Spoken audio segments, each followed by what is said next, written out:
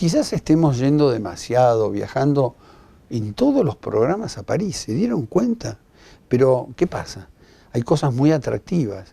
Si yo le digo que un gran escenario en el Grand Palais se arma nada menos que con Toulouse-Lautrec y su visión del mundo, de la pintura, del espectáculo y de su época, y vale la pena ir. Y vale la pena que 225 obras de la muestra Toulouse-Lautrec nos inviten a redescubrir la fuerza plástica y la libertad de la mirada y la ejecución de este gran artista.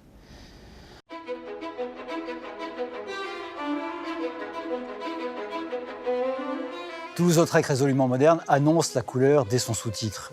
Il s'agit d'associer Lautrec au grand mouvement de la modernité, à cette grande ambition de faire entrer le présent, le contemporain, dans l'art.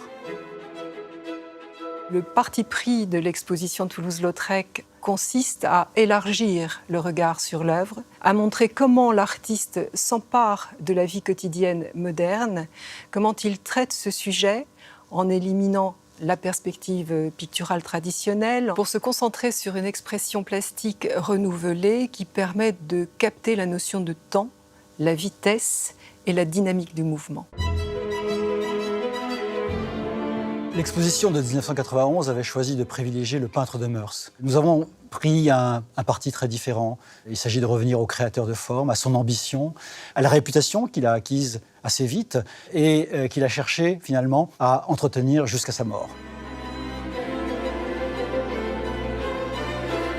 L'exposition résolument moderne comprend 225 œuvres. Nous avons pris le parti de faire des sections plus thématiques. Des sections qui seront consacrées au portrait, des sections qui parleront des femmes, l'approche du théâtre, de la littérature, et une section très importante qui met en avant justement ce travail sur le mouvement, sur la vitesse, pour finir avec les 2 dernières années de sa production, avec une démarche qui évolue à la fois vers plus de picturalité et un chromatisme très puissant. Toulouse-Lautrec a excellé dans la peinture, bien sûr, mais il a été aussi un merveilleux créateur d'affiches, d'estampes, de vitrail, et peut-être d'ailleurs de photographies, puisque certaines des photographies, sans doute, il les a dirigées lui-même. Henri de Toulouse-Lautrec est absolument passionné par le mouvement qui est sous-jacent. Mais ce mouvement, il n'est pas seulement la vitesse. Quand il va travailler une physionomie, qu'il va outrer l'expression de cette physionomie, bien évidemment, il annonce ce que fera l'expressionnisme. C'est dans la réalisation des 2 panneaux de la Golu que Lautrec est allé le plus loin dans la traduction du mouvement. Il utilise même l'inachèvement pour produire la sensation de la danse se déployant dans l'espace. Ces 2 panneaux, nous les présentons dans l'esprit même où ils ont été conçus, comme 2 écrans de cinéma. 1895, c'est l'année où les Frères Lumière commencent à projeter ces films qui vont révolutionner le regard.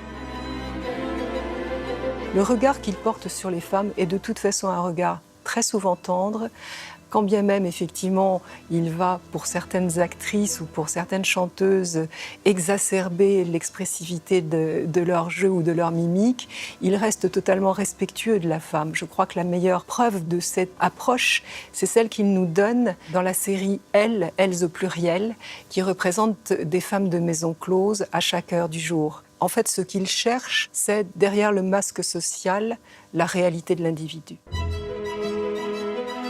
Henri de Toulouse-Lautrec est un personnage singulier, animé d'une véritable pulsion de vie, qui est aussi une pulsion créatrice. Au travers du parcours de cette exposition, on ressent effectivement cette intensité mise dans la création, cette force plastique et en même temps cette liberté du regard de l'artiste.